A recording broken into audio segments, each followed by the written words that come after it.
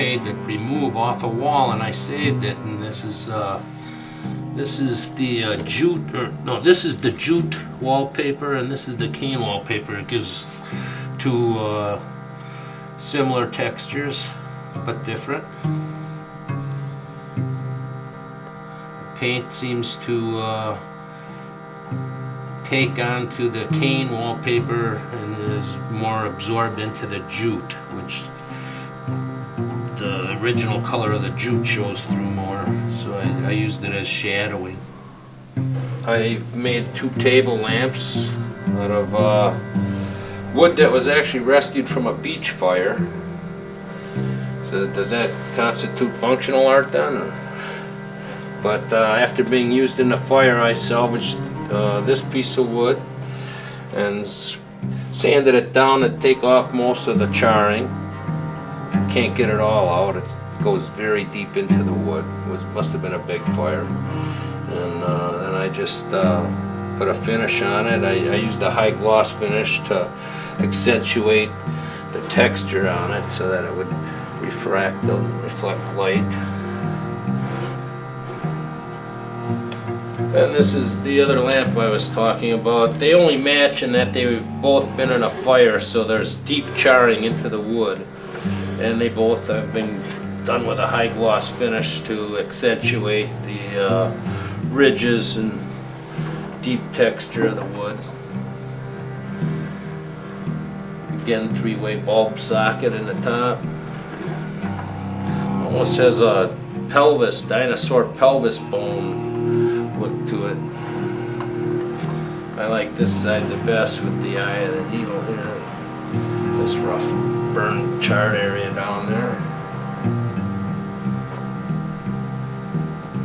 Here's the granddaddy of the other two table lamps. I actually found this in a flowage that was attached to the rest of the tree. Laying out into the water, I had to drag the tree up onto shore a ways, and I actually just cut this piece off the bottom of it. This is actually the root furrow, which would be going down into the soil, and that's why the wood is so dark. There's no stain on it. This is the natural color of the wood when you add a finish on it, and it's just a little bit darker because the roots come out darker than the wood that's above the soil, but it's quite impressive. I actually put a three-way mogul bulb in the top of this one. I want you to see that. It's just a regular standing floor lamp. These wood burnings take about 6 to 7 hours to draw a picture, and then I use carbon paper to transfer the image onto the wood.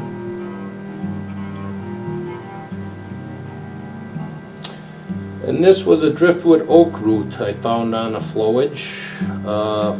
The piece actually started out no bigger around than if you continue this oval around, which actually doesn't include this foot. It would have been short, so I actually had to cut this block of wood out and install a larger piece of wood from some wood that was down here and form a larger foot. But otherwise it's just one piece. I actually put a blanket on and as a robe and looked in the mirror to see how it pulls when you walk in a robe, and that let me carve all the wrinkles. And this right arm actually had a large crack in the wood, and like the shoulder was separated, so I took a small saw and actually cut it off, which allowed me to rotate the arm and draw it in closer to the body and close up his shoulder.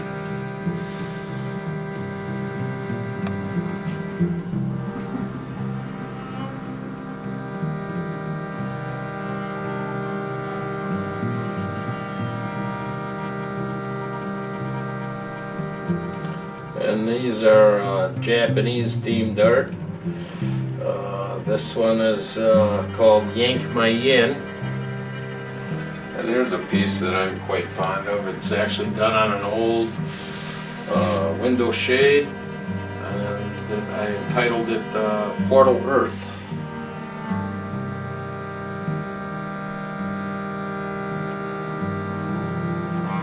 Again, this is all done with automotive spray paints. Actually, if you backlight this, it actually has a sort of a different effect, and the color still shows through when it's backlit. Like if you actually had this on your window and pulled the shade down, you would see a slightly different image, but the same image backlit by the sunlight from outside.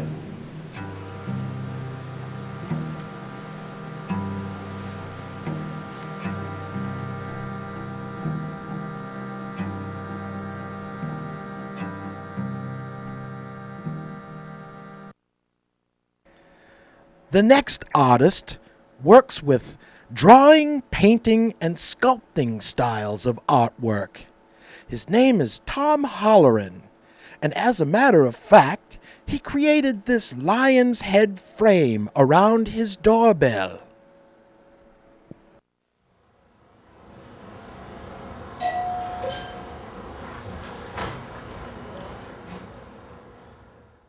Hello, I'm Tom Holleran, a local artist in the Milwaukee area, and I'd like to show and tell you a little bit about my art. First of all, I do all kinds of different art. I started out doing sketches and cartoons, then got into oil painting and animation, and now I'm doing a lot of bronze sculpture. This is a chandelier I built for my dining room, and I had decided that I needed a chandelier for my dining room, so I designed it while sitting in my dining room, and then I sculpted the clay pieces while sitting in my dining room.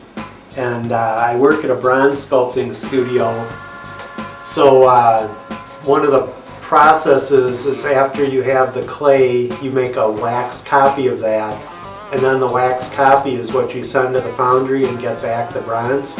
So I detailed all the waxes in the dining room. So basically the chandelier was conceived, sculpted, and now hangs in the same room.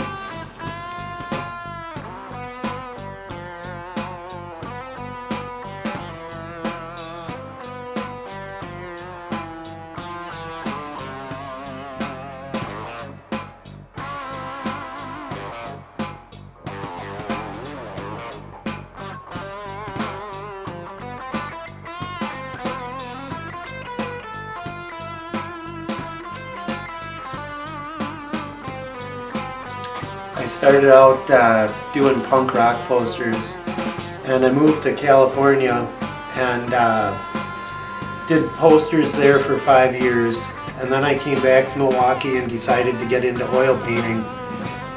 This painting is kind of an outgrowth of the posters, and it's Lady Luck in the form of a teenage runaway in the driver's seat of a stolen squad car with Death in the back seat. And the viewer is sliding into the seat beside her, and it's just kind of overly detailed and claustrophobic, kind of like California.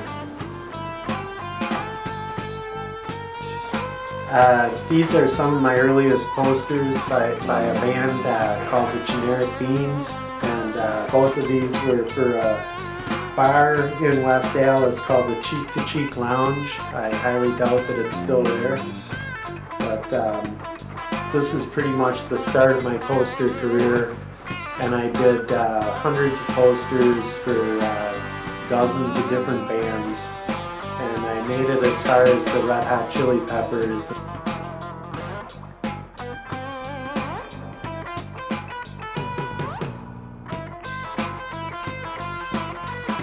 Putting so much work into the posters, and granted they were getting seen by a lot of people, but I decided to put that much effort into sculpture, and then it would be around for a lot longer and it wouldn't be reliant on a single gig.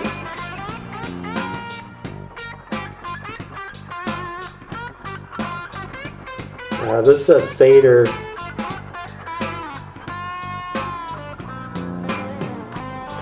This is man riding a pig, and it's inspired by the Harley reunion, and I call it Get a Horse.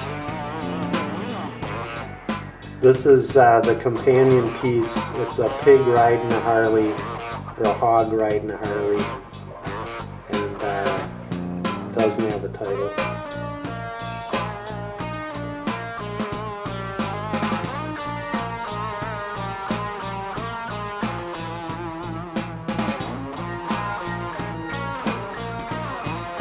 This is a dish of 8 women laying in a circle, and it's just something to put on a desk and look at while you're on the telephone.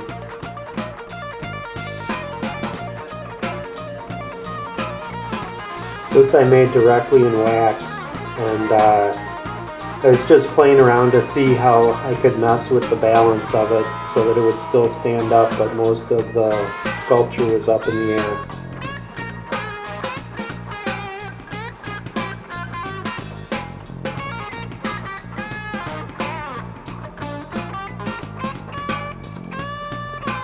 This is another of my gravity-defying sculptures.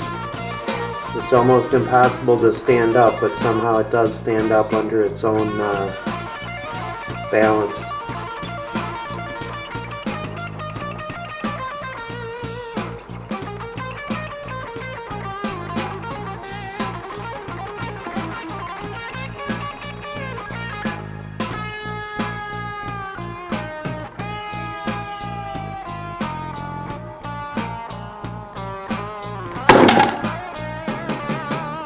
This one's called Death and the Maiden, and it hasn't made it all the way to the bronze stage yet. I'm still in the sculpture stage.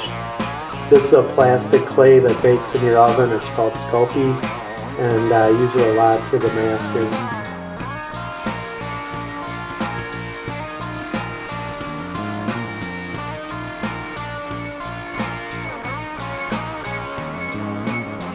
This is a polished stainless steel bottle opener in the shape of Jane Mansfield hanging out by a swimming pool. And it does in fact open bottles like a charm.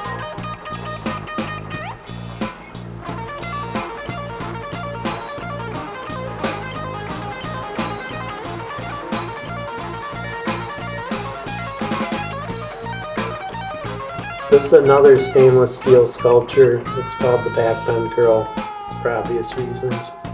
It takes a lot of time to polish up a stainless steel sculpture.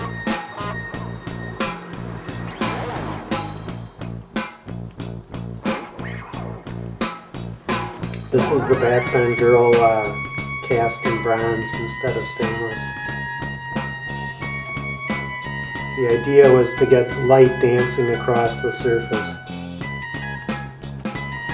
This is a painting I did with a friend of mine as the live model, and it's life-size pretty much, and from start to finish it took 5 hours, so that's when I was perfectly in practice, that's about how good I could do.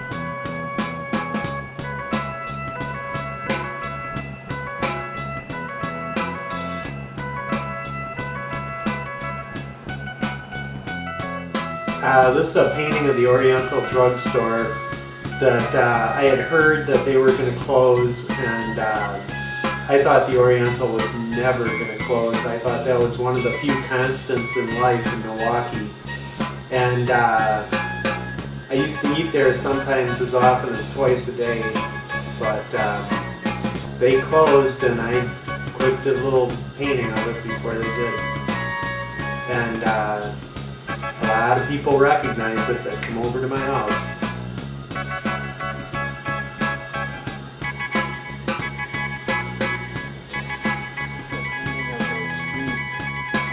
Sitting on my front steps by the sidewalk, I had taken a photo of it and then looked at the photo and thought it sure looked pleasant, so I started a painting of it. And this is a palette knife painting, meaning there was no brush. I just scraped paint around with the palette knife.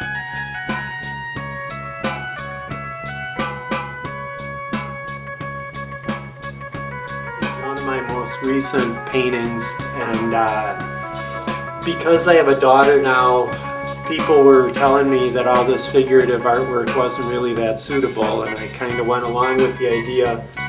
So I decided to try experimenting a little bit, and what I did on this painting is, as an underpainting, I made these zigzag ridges in thick paint, and then I let it dry for about a month or two, and then I wanted the most unfocused picture that I could possibly paint that still had a very positive atmosphere to it, and this is what I came up with. My current and ongoing project is teaching my daughter how to paint and get a general appreciation of art. So every Sunday morning we sit down at the kitchen table and do acrylic paintings, and this one is just out there. So she's getting the idea. Hey, that's me in the picture. Hi.